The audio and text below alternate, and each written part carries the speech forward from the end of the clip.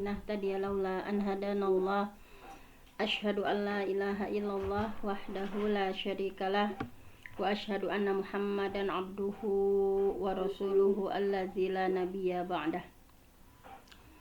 Para ibu yang dirahmati Allah, alhamdulillah dalam kesempatan yang penuh berkah ini, alhamdulillah Allah masih memberikan berbagai nikmat kepada kita, nikmat iman, nikmat Islam, nikmat sehat, nikmatnya hidayah, nikmatnya berada dalam ketaatan kepada Allah. Alhamdulillah, mudah-mudahan kecintaan kita terhadap ilmu semakin mendekatkan kita kepada Allah Subhanahu wa Ta'ala, dan kecintaan kita terhadap ilmu semakin menambah kecintaan kita terhadap Nabi Muhammad Sallallahu Alaihi Wasallam.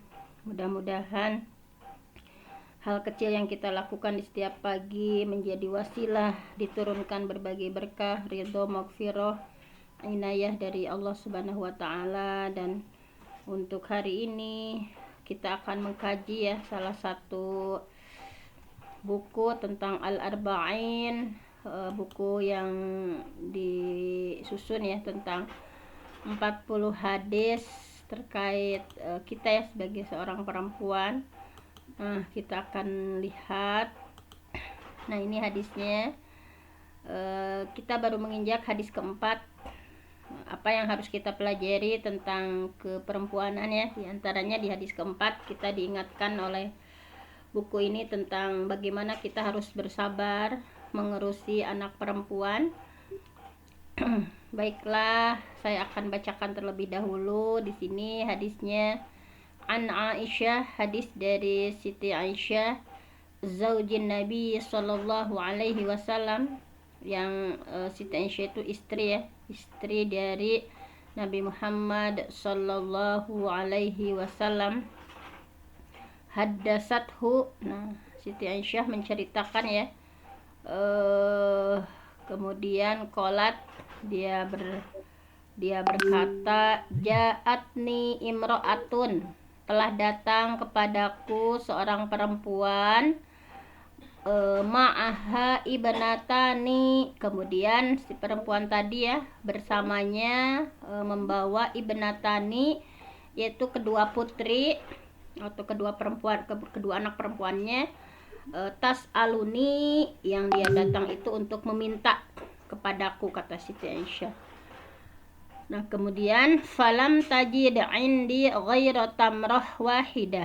Nah, falam tajid, maka saat itu ya, falam tajid, tidak terdapat indi di sisiku ghaira tamrah wahidah, kecuali hanya satu korma. Jadi intinya tadi perempuan tadi menghadap Siti Aisyah bermaksud untuk meminta sesuatu. Falam tajid indi, maka tidak terdapat di sisiku, kata Siti Aisyah, ghairu tamrah wahidah, selain dari tamrah wahidah, jadi selain dari sebutir kurma. Fa'ataituha, kata Siti Aisyah ya, maka aku memberikan ya kepada perempuan tadi ya, kurma yang hanya satu itu. Faqasamatha, kemudian perempuan tadi membagi ya kurma tadi, ya tamroh, membagi kurma tadi, baina ibnataiha, kepada kedua orang putrinya. Jadi beliau berikan kedua orang putrinya. Summa qomat, kemudian dia berdiri, fakharajat, dan keluar. Fadakhalan Nabi sallallahu alaihi wasallam, kemudian Nabi Muhammad sallallahu alaihi wasallam masuk ya. Fahaddasathu, kemudian aku menceritakan kepada Nabi ya. Jadi Siti Aisyah menceritakan kepada Nabi terkait perempuan tadi. Faqala, kemudian Rasulullah bersabda, man yaliya, nah ini barang siapa yang mengurus ya, man yaliya, barang siapa yang mengurus, min hadhil banat, anak perempuan ini ya, anak-anak perempuan ini, syai'an, jadi mengurusi dengan dengan sesuatu, yang memberikan sesuatu, misalnya fa ahsana ilaihinna, kemudian berbuat baik kepada mereka ya, perempuan yang diurus tadi, kunna, maka anak perempuan tadi, mereka itu lahu, baginya, sitron, minanar, penutup atau sutroh atau penghalang dari api neraka. Nah, di sini bisa dilihat nanti ya, sebelum saya bahas lebih lanjut, silahkan ada yang akan membacakan ulang apa yang sudah saya bacakan, lupa tadi langsung dibaca. Silahkan. Bismillahirrahmanirrahim. An Aisyah, hadis diterima dari Aisyah zaujin Nabi, yaitu istri Nabi sallallahu alaihi wasallam. Haddatsathu, telah bercerita Aisyah kepada Nabi. Haddatsathu, telah menceritakan Aisyah kepada hadis ini. Qalat, berkata Aisyah, Ja'at, telah datang ni kepadaku imro'atun, seorang perempuan. Ma'aha, bersama perempuan itu ibnatani, ada 2 anak perempuan. Tas'aluni, perempuan itu meminta sesuatu kepadaku. Falam tajid, maka tidak ditemukan indi di sisiku ghaira tamratin wahidatin, kecuali sebiji kurma. Fa'ataituha, maka aku telah memberikan kepadanya, kepada imro'ah. Faqasamat, lalu imro'ah membaginya hak kepada tamrah baina benataiha, di antara kedua putrinya. Sumaqamat, lalu pergi imro'ah. Fakharajat, dan keluarlah imro'ah. Fadakhala, lalu masuklah an-Nabi sallallahu alaihi wasallam. Fahaddastuhu, maka aku, kata Aisyah, menceritakan kepada Nabi.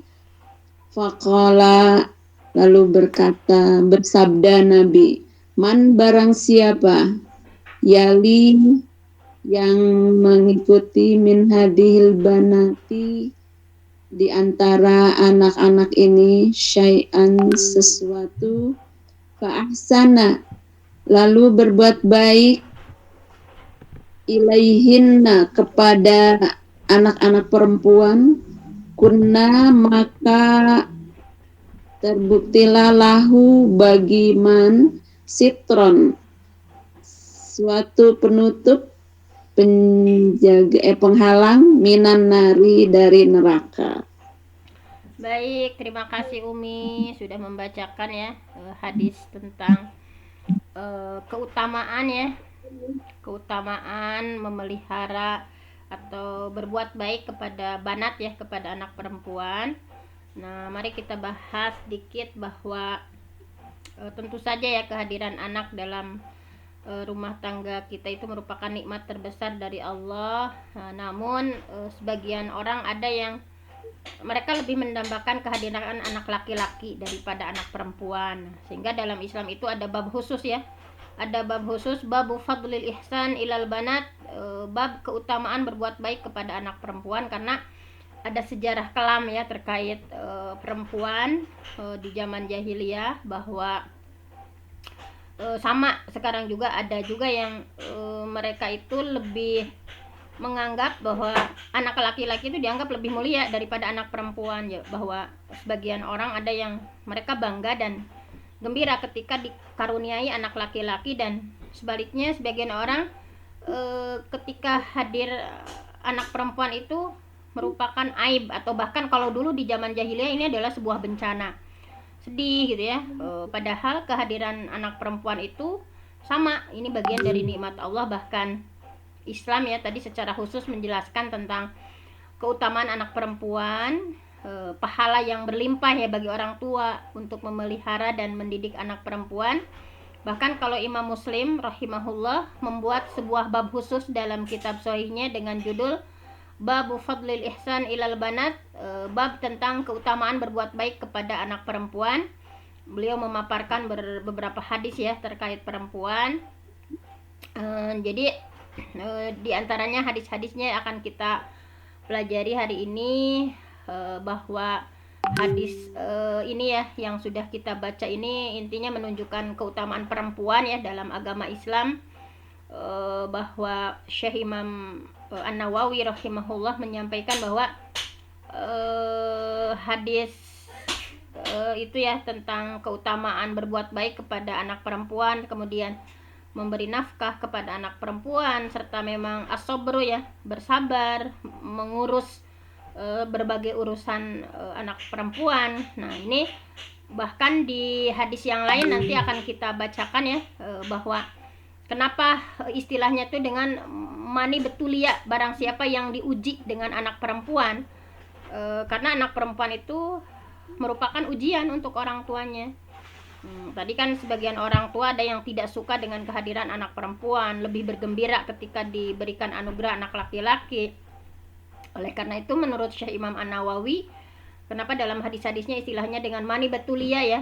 Kalau di sini maniyalia, nanti kita akan menemukan hadis yang bahasanya itu mani betulia, barang siapa yang diuji. Jadi Imam An-Nawawi menyampaikan bahwa anak perempuan itu disebut sebagai ibtila, ujian, karena dulu ya di zaman jahiliyah itu memang sebagian orang tidak suka gitu ya dengan kehadiran anak perempuan. Kita bisa lihat diabadikan dalam surah An-Nahl ya, betapa masyarakat jahiliyah mereka bermuka merah hitam atau hitam ya ketika mendapati kelahiran anak perempuan. Dalam surah An-Nahl digambarkan bahwa wa idza busyira, dan apabila diberikan kabar gembira, ahaduhum, salah seorang di antara mereka, bil unsa, dengan kelahiran seorang anak perempuan, zalla wajhuhu muswaddan, bahwa dalam ayatnya orang-orang jahiliyah itu zalla wajhuhu muswaddan, maka menjadi wajahnya itu menjadi muswaddan, menjadi hitam gitu ketika mendengar lahir anak perempuan, wa huwa kadzim, dan sangat marah gitu ya. Yatawara minal qaum, menyembunyikan diri dari orang banyak ketika dilahirkan anak perempuan di sebuah keluarga ya. Wajahnya menghitam, kemudian wahwa kazim, sangat marah. Yatawara minal qaum, mereka menyembunyikan diri dari kaumnya, min su'i ma busyira bihi, saking buruknya berita yang disampaikan kepadanya, sehingga ayum sikuhu ala hunin am yadussuhu fit turab ala sa'ama yahkumun. Nah, sehingga ketika disampaikan lahir anak perempuan itu, apakah dia akan memeliharanya, ketika memelihara anak perempuan dengan menanggung kehinaan, dalam bahasa ayatnya ya, ayum sikuhu ala hunin, ketika berupaya untuk memelihara anak perempuan itu, dia akan memeliharanya, menanggungnya dengan penuh kehinaan. Am yadussuhu fit turab, atau menguburkan ke dalam tanah hidup-hidup gitu ya. Jadi itulah kondisi jazirah Arab zaman jahiliyah saat itu. Ketika lahir anak perempuan hanya ada dua pilihan. Pilihan yang pertama, tetap dia pelihara dengan menanggung berbagai kehinaan, atau dikubur ke dalam tanah hidup-hidup. Am yadussuhu fit turab. Nah, ini alasa amayahkumun, alangkah buruknya apa yang sudah mereka tetapkan. Sehingga kita hari ini bagaimana Islam memuliakan ya, bagaimana Islam memuliakan yang asalnya orang-orang jahiliyah begitu menghinakan perempuan ya, bahwa tentu saja kita sebagai seorang ibu dalam hal ini bagaimana harus mengetahui keutamaan mendidik anak perempuan dengan kesabaran, bahwa untuk mewujudkan generasi yang baik, generasi robani, kita sebagai orang tuanya dituntut dalam Islam itu untuk menjadi orang tua yang mukhlis ya, yang betul-betul murni niatnya karena Allah, hanya mengharapkan ridha Allah. Dan juga tentu saja sebagai orang tua kita harus menghadirkan contoh ya yang bisa ditiru oleh putra-putri kita dalam hal kebaikan, karena tentu saja ini adalah yang sangat berbekas untuk mereka. Nah, jadi sebagaimana yang saya katakan tadi bahwa intinya untuk orang atau kaum perempuan ya di zaman jahiliyah itu betul-betul bahwa tadi disampaikan dalam surah An-Nahl itu masyarakat lebih mencintai anak laki-laki ya. Mereka lebih mendahulukan anak laki-laki daripada anak perempuan. Bahkan tadi ya ada juga yang membenci, menjauhi istrinya ketika melahirkan anak perempuan. Kemudian mereka lebih menyukai itu kehamilannya itu laki-laki karena laki-laki itu kuat, bisa berperang gitu ya. Nah, jadi hal ini sebelum datang Islam sungguh sangat ironis sekali ya. Tadi bahkan perempuan itu bisa diperjualbelikan, bahwa perempuan itu bisa diwariskan, bahwa perempuan itu adalah sebuah kehinaan. Kemudian dengan datangnya Islam, dengan sinar Islam yang luar biasa ya, setelah umat manusia saat itu membenci anak perempuan sebenci-bencinya ya, kemudian Islam hadir menyeru ya dengan lantang tentang keutamaan mendidik anak perempuan. Ini kenapa banyak hadis-hadis terkait keutamaan perempuan, karena dulu kondisinya seperti itu, bahwa Islam menawarkan banyak kebaikan, bahkan banyak pahala yang besar ketika kita mampu mendidik anak perempuan. Di sini ya tadi dari ayat surah An-Nahl itu sifat-sifat mereka ya yang sangat buruk, mengubur anak perempuan hidup-hidup ke dalam tanah. Bahkan Islam menghapus ya, dan seharusnya menjadikan berbuat ihsan terhadap anak perempuan, bahwa berbuat ihsan terhadap anak perempuan ini sebagai bentuk kurbah pendekatan diri kepada Allah yang akan menghantarkan ya baik kita sebagai ibu, sebagai ayah ya kebahagiaan di akhirat, akan terbebas dari neraka ya. Nah, sehingga Islam hadir untuk tidak membeda-bedakan perlakuan baik itu kepada anak laki-laki, kepada anak perempuan, karena kedua-duanya sama, semua anugerah dari Allah Subhanahu wa taala.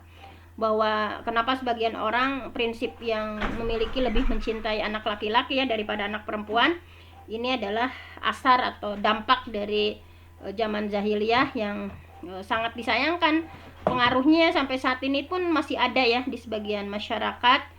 Nah, kita lihat lagi bagaimana keutamaan mendidik anak perempuan dengan kesabaran ini, bahwa dalam salah satu hadisnya ya disampaikan, la yazalu ta'ifah min ummati qa'imah 'alal haq mansurah la yadurruhum man khazalahum wala man khalafahum hatta ya'tiya amrullah. Bahwa insyaallah akan senantiasa ada ya sekelompok dari umatku yang tegak di atas kebenaran dan senantiasa ditolong. Mereka tidak akan mundur oleh celaan orang yang mencela dan menentang hingga pertolongan Allah datang. Bahwa anak perempuan itu merupakan buah hati untuk kita ya, penenang samrotal fuad kalau dalam bahasa Arabnya ya, penenang jiwa untuk orang tuanya baik ketika masih hidup ataupun sudah meninggal. Intinya itu adalah karunia dari Allah Subhanahu wa taala, sehingga kita pelajari satu persatu hadisnya ya tentang babu fadli, bab keutamaan tentang al-ihsan, berbuat baik kepada para banat atau perempuan, anak perempuan. Nah, di sini sudah dikutip ya bahwa keutamaan mendidik anak perempuan itu kalau dalam hadis ini adalah akan menjadi sitron minanar, menjadi penghalang dari api neraka. Nah, tadi ya sudah dibaca oleh kita semua bahwa menurut hadis ini seperti itu, keutamaan anak perempuan itu adalah ketika kita mampu mendidik dengan baik, maka akan menjadi sitron minanar, akan menjadi penghalang dari siksa api neraka. Kemudian ada hadis lainnya ya yang senada dari Muslim, hampir senada, cuman ini bahasanya dengan akhir kutipannya itu dengan mani betulia, barang siapa yang diuji minal banat dengan anak perempuan, bisyai'in dengan sesuatu, fa ahsana ilaihinna, tetapi tetap ya walaupun diuji dia tetap berbuat baik kepada banat itu ya, para anak perempuan itu, kunna lahu sitron minan nar. Maka mereka ya, banat, anak-anak perempuan itu akan menjadi sitron, penghalang dari siksa api neraka. Jadi dalam hadis ini terdapat indikasi yang jelas ya, bahwa hal ini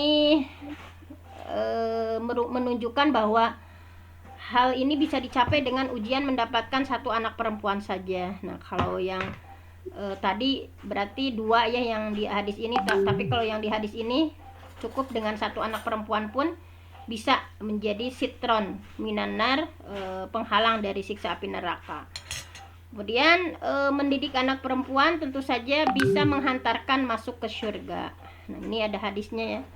Ja'at miskinah, seorang Ja'at nih telah datang kepadaku miskinah, seorang perempuan miskin, tahmilu ibanatain, kemudian dia membawa 2 anak perempuan ya, laha baginya, fa'ata'amtuha, kemudian aku memberi makan ya kepada perempuan itu, salasat hamarot, yaitu dengan memberikan 3 kurma, fa'atot kulla wahidah minhuma tamroh, maka dia perempuan itu memberikan setiap anaknya itu dengan 1 tamroh ya, warofa'at ila fiha tamroh litakulaha. Kemudian setelah dia ngasih ya ke anak-anaknya masing-masing 1 buah kurma, nah kemudian dia akan memasukkan kurma itu litakulaha, untuk dia makan, fastata'amatha. Kemudian si anaknya itu pas mau dimasukkan, si ibunya mau makan ya ke mulutnya, kemudian kedua anaknya tadi minta lagi, fastata'amatha, maka si anaknya tadi meminta ya kurma yang akan dimakan oleh ibunya ya, fastata'amatha ibnataha fasyaqqatit tamroh. Kemudian si ibu ya tadi ya, fasyaqqatit tamroh, membelah si kurma tadi, allati kanat turidu an ta'kulaha, yang tadinya mau dia makan, kemudian dia belah ya, kemudian diberikan kepada banatnya tadi, kepada anak-anak perempuannya, sehingga fa'ajabani, sehingga peristiwa itu yang membuat Siti Aisyah takjub, maka membuat aku merasa takjub, sya'nuha, tentang keadaan tadi. Kemudian fadzakartu, maka aku ceritakan, allazi sona'at ya, aku ceritakan tentang apa yang diperbuat oleh perempuan tadi, li Rasulillah, pada Rasulullah.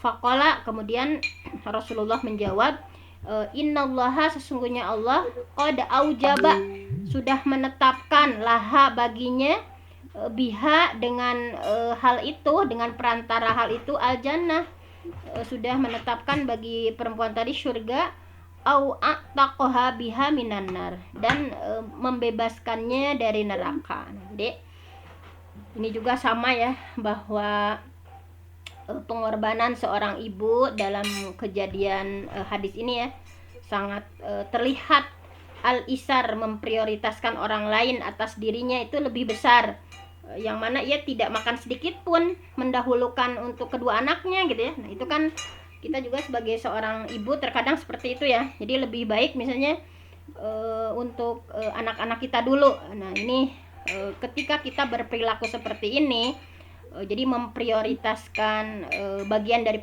pengorbanan seorang ibu, bahwa memprioritaskan untuk anaknya dulu dibandingkan untuk memikirkan dirinya. Nah, ini sehingga dalam konteks hadis ini tidak makan sedikit pun, lebih mendahulukan untuk kedua putra-putrinya.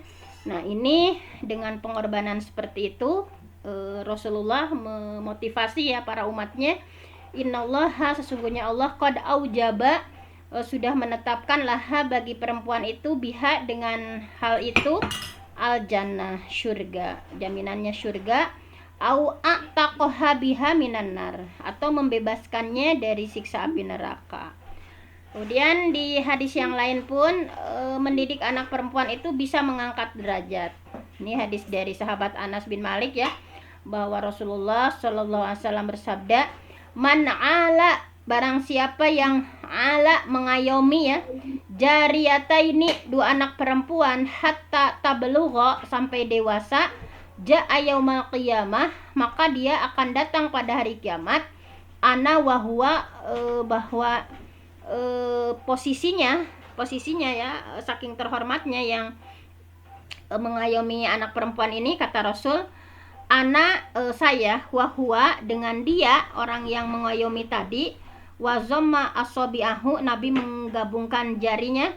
Jadi seperti ini, seperti telunjuk dan jari tengah gitu, saking dekatnya nanti di hari kiamat bagi orang-orang yang mampu mengayomi dua anak perempuan sampai dewasa. Nah, jadi mana'ala jariyata ini, barang siapa yang bisa mengayomi dua anak perempuan hatta tablugha, sampai dia dewasa, ja'a yaumal qiyamah, maka dia akan datang pada hari kiamat bersamaku ya, ana wa huwa wa dhamma asabiahu. Nabi menggabungkan jari jemarinya seperti ini, saking dekatnya. Nah, jadi dalam hadis ini ada bisyarah ya, ada kabar gembira yang besar bagi orang yang dikaruniai dua orang anak, kemudian ia merawat, mendidiknya dengan baik. Nah, nanti di hari kiamat masuk ke dalam kelompok Rasulullah Shallallahu Alaihi Wasallam dan senantiasa menyertai Rasulullah ya, sebagaimana jari telunjuk dan jari tengah akan selalu berdampingan dekat ketika digenggamkan. Nah, ini adalah salah satu keutamaan, kebanggaan, karena orang yang berada di sisi Rasulullah pada hari kiamat itu adalah tentu saja luar biasa sekali ya. Nah, kemudian yang lainnya juga, yang lebih tegasnya, man'ala jariyata ini, barang siapa yang memelihara dua anak perempuan, dakhol tu, maka aku dan dia akan masuk surga, wahwa, ana wahwa, saya dan dia akan masuk al-jannah, ke surga, kahata ini, nah, seperti kedua jari tangan beliau tadi ya, seperti jari tengah dan jari telunjuk saking dekatnya. Nah, ini bahwa ini ya, mudah-mudahan keutamaan merawat, mendidik anak perempuan ini, kita lebih semangat lagi dalam memberikan pendidikan terbaik untuk putri-putri kita gitu ya. Bahwa di hadis lainnya, man kanat lahu unsa, barang siapa yang punya seorang anak perempuan, falam ya idha, kemudian dia tidak menyakitinya, walam yuhinha, tidak pula menghinakannya, walam yu'sir waladahu, tidak mengutamakan anak laki-laki alaiha, daripada anak perempuan ya. Jadi ketika punya anak laki-laki tidak mempengaruhinya untuk lebih mendahulukan atas anak perempuan, adkhalahullah al-jannah, pasti Allah akan memasukkannya ke dalam surga. Ini juga sama hadis yang memotivasi kita untuk lebih baik mendidik anak perempuan. Man kanat lahu unsa, barang siapa yang punya anak perempuan, falam ya'idha, tidak menyakitinya, walam yuhinha, tidak menghinakannya, walam yu'sir waladaha alaiha, ini bahwa anak laki-lakinya tidak mempengaruhi untuk lebih mendahulukan atas anak perempuannya, adkhalahullahul jannah, pasti Allah akan memasukkannya ke dalam surga. Jadi dalam hadis yang ini ya, Rasulullah menjelaskan beberapa syarat yang harus dipenuhi oleh orang yang ingin masuk surga ya, dengan berbuat ihsan terhadap anak perempuan. Pokoknya yang pertama adalah merawatnya ya, tadi tidak menguburkan hidup-hidup seperti yang dilakukan orang jahiliyah. Kemudian memuliakan anak perempuan, memelihara dengan baik, memperlakukan dengan penuh kasih sayang, dengan penuh rasa bangga, dengan penuh penghormatan, tidak merendahkan, tidak menghinakan. Kemudian tidak mengutamakan anak laki-laki daripada anak perempuan dalam memperlakukan mereka. Nah, ini barang siapa yang bisa merealisasikan 3 syarat ini ya, yang harus kita penuhi, maka berhak mendapatkan pahala, yaitu masuk surga. Nah, kemudian mendidik anak perempuan dan mentarbiyahnya akan menjadi tabir ya, atau menjadi penghalang dari api neraka. Nah, tadi ya sudah disampaikan dari Uqbah bin Nafi', man kana lahu salasu banat, barang siapa yang memiliki 3 anak perempuan, fasabara alaihinna, kemudian ia bersabar, merawat, mendidik, wa at'amahunna, memberi makan, wasaqahunna, memberinya minum, Wakasahunna, memberinya pakaian, min jidatihi kunna lahu hijaban minan nar yaumal qiyamah. Nah, kunna, bahwa mereka anak perempuan yang tiga itu, lahu, baginya, hijaban, akan menjadi penghalang, minan nar, dari api neraka, yaumal qiyamah, pada hari kiamat. Kemudian kita motivasi lagi dengan hadis lain, man'ala, barang siapa yang menanggung, ibnatain, dua anak perempuan, au salasa banat, atau tiga anak perempuan, au ukhtayain, atau bukan hanya perempuan, anak saja, saudara misalnya.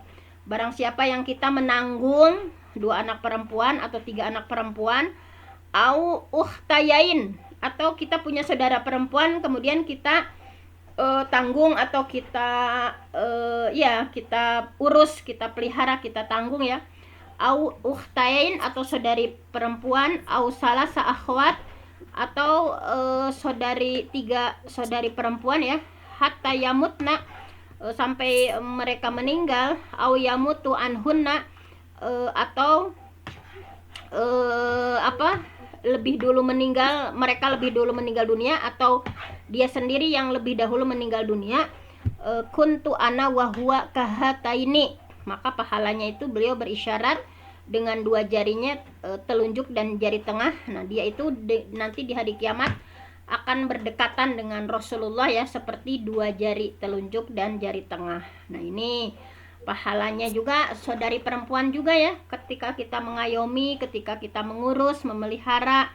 Nah, kemudian ini ya yang terakhir, man kana lahu salasa banat, barang siapa yang memiliki tiga anak perempuan, au salasu akhwat, atau punya tiga saudara perempuan, kemudian ittaqallah azza wa jalla, kemudian dia bertakwa kepada Allah azza wa jalla, wa aqama alaihinna, kemudian memberi nafkah ya untuk mereka, kana ma'i fil jannah, maka dia akan bersamaku di surga, hakadha, seperti ini, wa asyara bi asabihi al arba'ah, maka beliau mengisyaratkan dengan jari telunjuk dan tengah. Nah, ini ya, bahwa alhamdulillah kita lebih termotivasi lagi ya dengan Al-Arba'in, ada 40 hadis tentang perempuan ini. Kita lebih termotivasi lagi untuk lebih baik lagi, memperlakukan lebih baik lagi putri-putri kita ya,